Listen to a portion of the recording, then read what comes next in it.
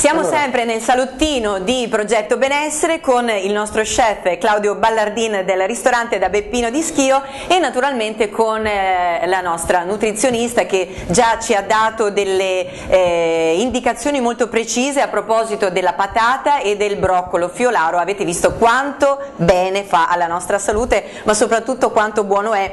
Vi posso assicurare che gli gnocchi che io personalmente ho assaggiato sono straordinari da provare e da preparare a casa. Bene, poi ritorneremo con la dottoressa Loredana Circi, mentre con la dottoressa Antonia Murgo parleremo del lato psicologico del cibo.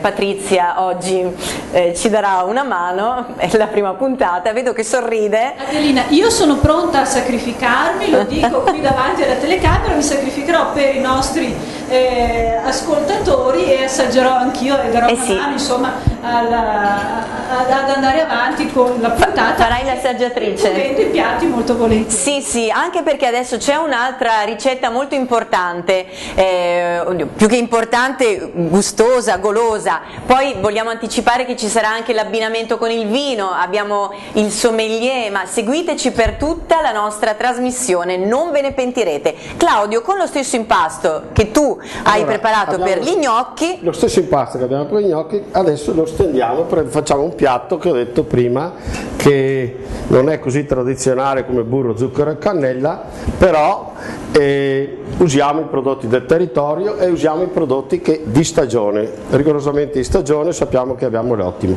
Allora, per stendere non è come una pasta così, perché rischiamo che si incolla, lo stendiamo così a piccoli movimenti, così, ecco. Ho steso la pasta da gnocco, io ricavo in questo caso 2 dischi. Vedrete che cosa uscirà da questi 2 dischi. In questi 2 dischi adesso io vado a mettere il broccolo fiolaro sbollentato e tritato finemente, ci aggiungo la ricotta di capra e noi sappiamo che nel territorio ci sono degli allevatori che fanno un'ottima ricotta di capra e anche degli ottimi formaggi, quindi rimaniamo proprio strettamente nelle nostre zone qui di Schio, Tretto, Marano, Vicentino, in queste zone qua.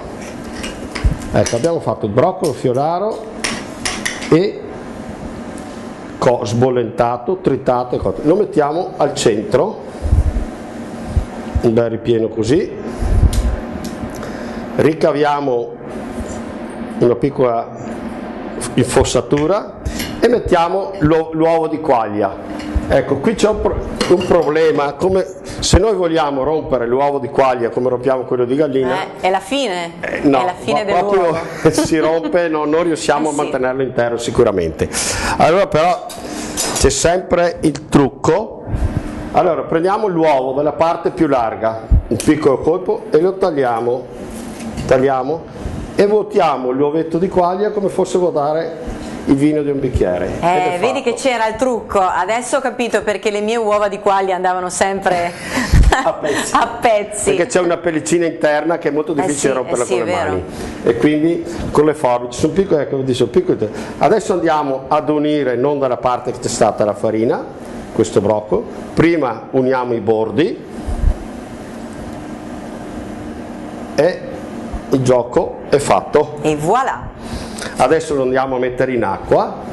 Allora, quando questo viene a galla però dovete attendere altri 4-5 minuti perché è più grosso e perché dobbiamo dare il tempo che l'albume si cucini. Deve rimanere il rosso e il tuorlo leggermente morbido e l'albume cotto, quindi mettiamolo in acqua salata e aspettiamo 5 minuti da quanto viene a galla. Ma visto che noi non abbiamo pazienza, 5 minuti per noi sono troppi, vediamo che è già pronta la ricetta, allora, con il piatto già preparato e con questo bellissimo. Una volta levato lo mettiamo nel piatto, ci aggiungiamo.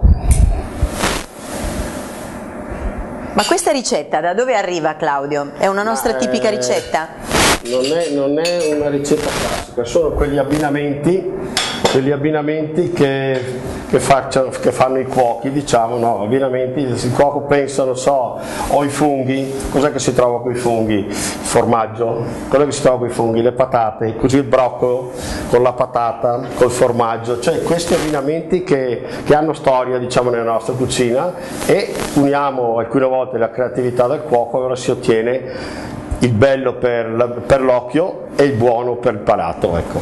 E quindi allora, viva la fantasia.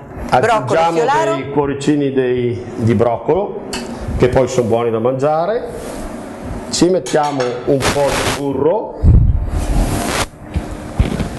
un attimo che adesso devo sciogliere un po' di burro. Molto bene, una noce di burro e poi il nostro, come si chiama? Tortello, lo chiamiamo? Sì, proviamo a chiamarlo raviolone. Raviolone, sì. È una porzione, ce ne sta uno in un piatto. Uno in un piatto, attenzione. Direi, sì. Direi proprio di sì. Claudio, qui mi suggerisce la dottoressa Antonia, potremmo chiamarlo raviolone via vai. Raviolone via vai non è male. Così anche nel menù del ristorante da Beppino adesso. Lo trovate. Le trovate qui, non mancano. Poi guarda, se lo fate col pesce gli date una forma di accapassante, ci mettiamo un po' di burro. Che meraviglia. È un piatto veramente raffinato, si può proporre. Sì, poi la patata di per sé assorbe molto i sapori, assorbe molto i sapori e quindi si presta bene. Ecco, facciamo proteggiamo un po' di formaggio. Ecco, e il nostro piatto è fatto. È pronto! Lo tagliamo a metà così vediamo il risultato dell'uovo. Ecco, vedete che l'uovo è morbido all'interno, rimane morbido a goccia e l'albume è cotto.